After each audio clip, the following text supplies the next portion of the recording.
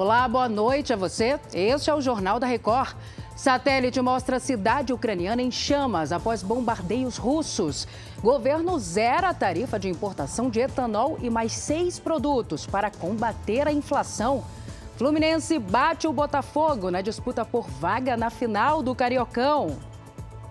O Jornal da Record já está no ar. Oferecimento Beats, a conta digital em que você sempre ganha. Novas imagens de satélites revelam diversos prédios em chamas em Irpin, depois que a cidade foi atingida por bombardeios russos. As fotografias mostram uma grande quantidade de fumaça ali na região, que fica nos arredores de Kiev. Segundo autoridades americanas, a Rússia já lançou mais de 1.000 mísseis na Ucrânia.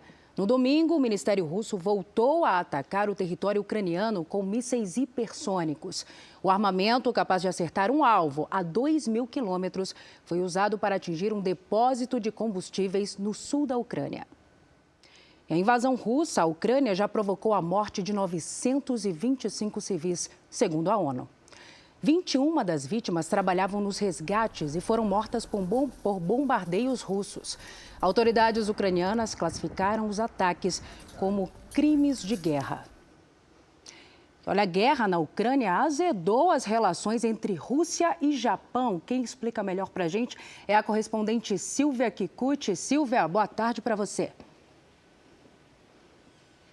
Olá, Salsi. A Rússia anunciou que encerrou as negociações por um tratado de paz com o Japão.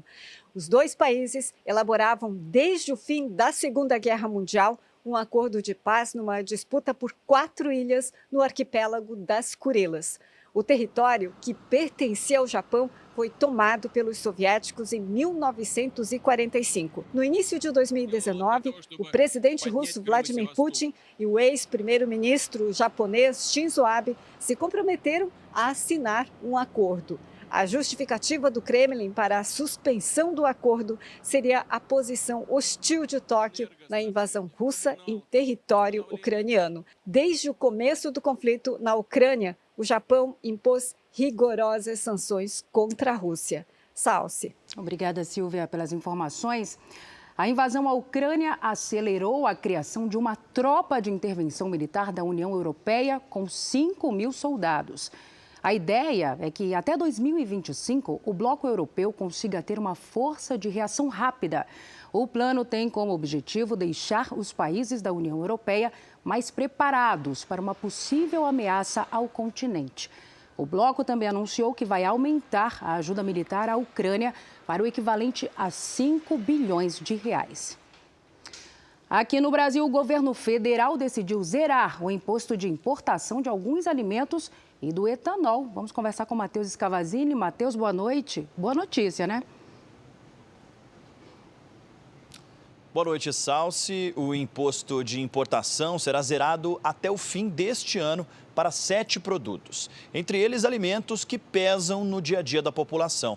Café moído, margarina, queijo, macarrão, óleo de soja e açúcar. Também vai ser zerado o imposto de importação do etanol.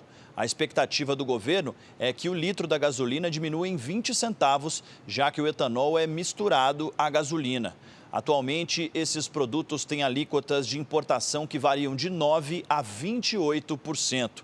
A redução vale a partir de quarta, quando a medida deve ser publicada no Diário Oficial. Salsi. Tá certo, Matheus. Muito obrigada.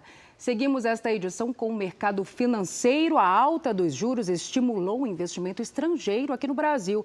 Com isso, o dólar comercial caiu 1,42% no quarto dia seguido de queda. Fechou em R$ 4,94.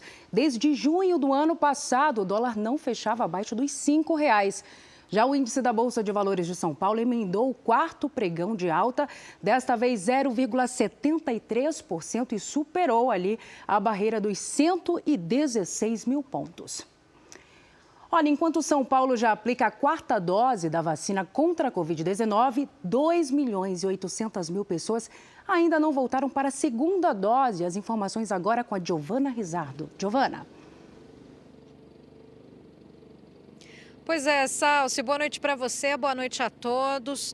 Se por um lado a vacinação avança no estado, muita gente ainda não fez o básico. Olha, na última atualização do governo, 2.800.000 pessoas ainda precisam tomar a segunda dose. Dessas, 800.000 são crianças entre 5 e 11 anos.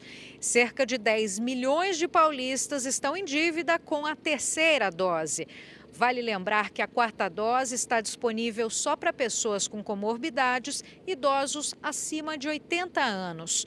O Ministério da Saúde deve anunciar esse reforço para todo o país ainda esta semana. Salsi. Combinado, Giovana. Obrigada. A nova cúpula do Tribunal de Justiça de São Paulo teve uma cerimônia de posse nesta segunda-feira. O desembargador Ricardo Mair Anaf assumiu a presidência do TJ em janeiro. Os discursos destacaram a defesa da Constituição e o respeito à democracia. O ministro Ricardo Lewandowski, do STF, prestigiou a cerimônia. A nova gestão do Tribunal Paulista vai manter algumas mudanças que economizaram cerca de 17 milhões de reais durante a pandemia. A ideia é aproveitar o melhor do trabalho de home office, que teve uma produtividade muito grande. Eu tenho algum aspecto de economia, mas o mais importante é aliar a eficiência. O Tribunal Superior Eleitoral incluiu o combate à disseminação de notícias falsas entre as atribuições da Comissão de Segurança Cibernética. O objetivo é criar medidas para enfrentar os ataques ao sistema eleitoral. O presidente da comissão é o ministro Alexandre de Moraes, que também é o responsável pelo inquérito das fake news no STF. A Defesa Civil de Petrópolis emitiu mais 2 alertas de chuvas para os moradores das áreas ali de risco. E o Leonardo Ack tem os detalhes para a gente. Léo, boa noite.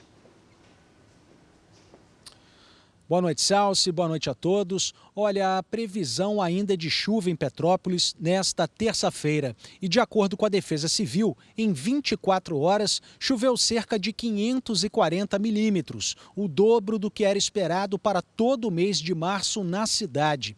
Desde a tarde de domingo, a Prefeitura registrou mais de 250 deslizamentos de terra em 19 áreas. O temporal provocou a morte de 5 pessoas, sendo que 4 moradores continuam desaparecidos. Salsi. Que tristeza, hein, Léo? Obrigada. Em Belo Horizonte, a greve do metrô foi mantida para esta terça-feira. A Virgínia Nalon traz as informações agora para a gente. Virgínia, boa noite. Boa noite, Salsi. A paralisação começou nesta segunda-feira, prejudicou aproximadamente 70 mil usuários. Os terminais de ônibus tiveram um dia de muitas filas para embarcar.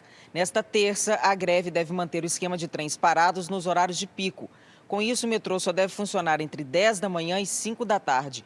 A categoria quer evitar a demissão de 1.600 servidores. O sindicato alega que esse horário cumpre os 30% de escala mínima aí previstas pela lei. Salsi. Obrigada, Virgínia. E agora o futebol. No JR 24 horas, o Fluminense venceu o Botafogo e saiu na frente na briga por uma vaga na final do Campeonato Carioca. A Bruna Deltri acompanhou o jogo no Engenhão. Bruna, boa noite para você. Boa noite, Salsi. O Fluminense entrou em campo com desfalques e com a vantagem de jogar por 2 resultados iguais. Por isso, o Botafogo precisava ir para cima, mas só levou o perigo aos 47 do primeiro tempo. Riquelme assustou o goleiro Marcos Felipe. Na etapa final, foi o Fluminense que marcou. Aos 35 minutos, Iago deu passe para John Arias fazer o único gol do jogo, 1-0. No próximo domingo, no Maracanã, o Botafogo precisa vencer por 2 gols de diferença para avançar para a final. E a Record TV mostra a partir das 4 horas da tarde essa decisão, Salsi. É certo, Bruna, que sabe tudo de futebol. Este foi o Jornal da Record.